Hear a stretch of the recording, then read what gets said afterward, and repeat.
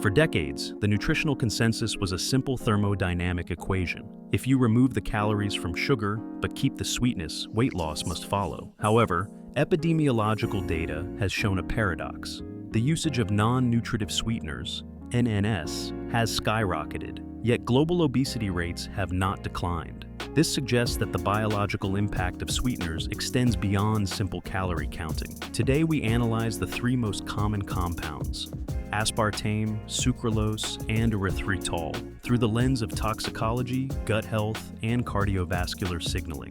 Aspartame is perhaps the most controversial food additive in history. Chemically, it is a methyl ester of a dipeptide composed of two amino acids, aspartic acid and phenylalanine. The controversy centers on its metabolic breakdown, which yields a small amount of methanol, wood alcohol. Methanol is toxic in large quantities. However, the dose makes the poison. The amount of methanol produced from digesting a liter of diet soda is significantly less than the amount produced from digesting a glass of tomato juice. The relevant data point is the acceptable daily intake, ADI. The FDA and EFSA have set limits that would require an average adult to consume approximately 15 to 20 cans of soda every day to reach the toxicity threshold. While recent IARC classifications flag it as possibly carcinogenic, the current human data regarding acute toxicity at normal dosages remains unproven.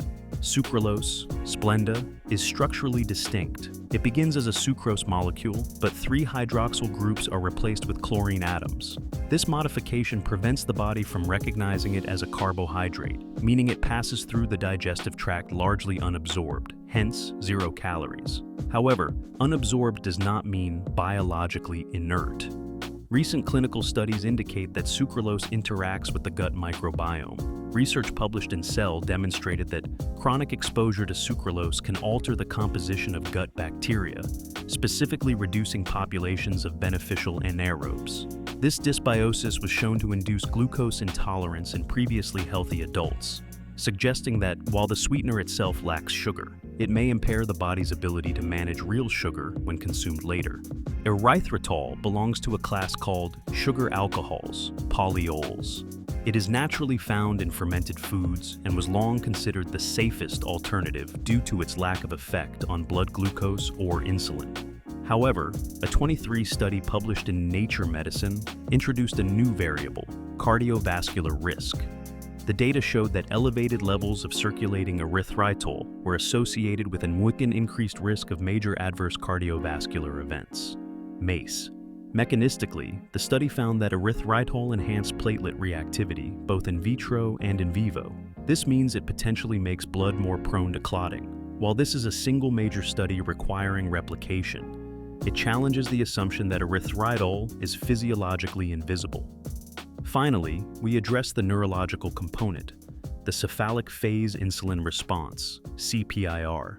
The hypothesis is that sweet taste alone triggers the brain to signal the pancreas to release insulin, anticipating sugar that never arrives. While animal studies consistently show this effect, human data is mixed and often shows insignificant acute spikes.